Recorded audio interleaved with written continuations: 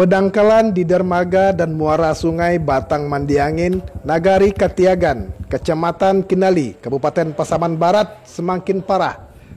Kondisi ini sudah berlangsung selama 6 bulan belakangan, yang menyebabkan aktivitas nelayan di daerah itu terganggu.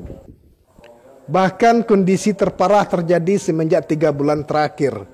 Hampir semua nelayan di Mandiangin tidak lagi bisa melaut karena pendangkalan dan keringnya aliran air di muara. Terlebih ketika pasang surut. Inilah suasana dermaga muara Sungai Batang Mandiangin.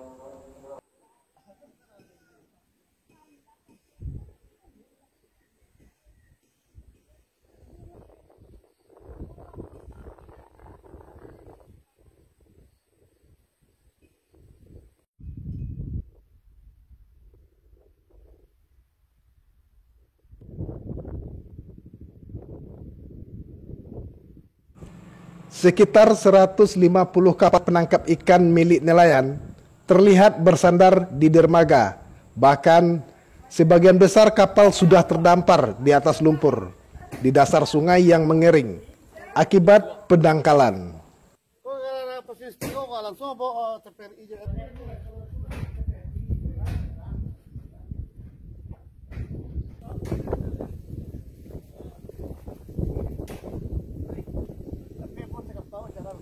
Nelayan setempat sangat berharap dilakukan normalisasi dan penggalian muara supaya aktivitas nelayan bisa normal.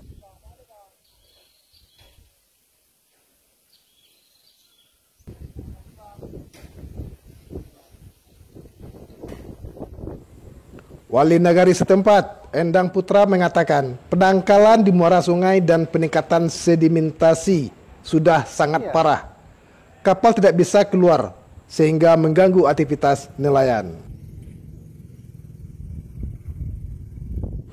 Pemerintah Nagari juga sudah mengusulkan supaya dilakukan normalisasi kepada pemerintah daerah dan provinsi dan Komisi 4 DPRD Provinsi Sumatera Barat. Dikhawatirkan jika tidak segera ditangani peristiwa ini akan menjadi bencana bagi warga sekitar dan merusak perekonomian dan berdampak buruk terhadap ratusan kepala keluarga anak buah kapal.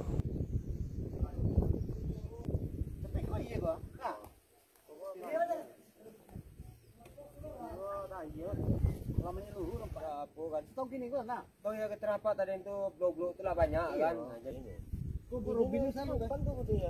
Ya bu, sampai ini mandi kok. Di sini banyak, sekitar 400.000 ada. Cuma sini nelayan semua nih.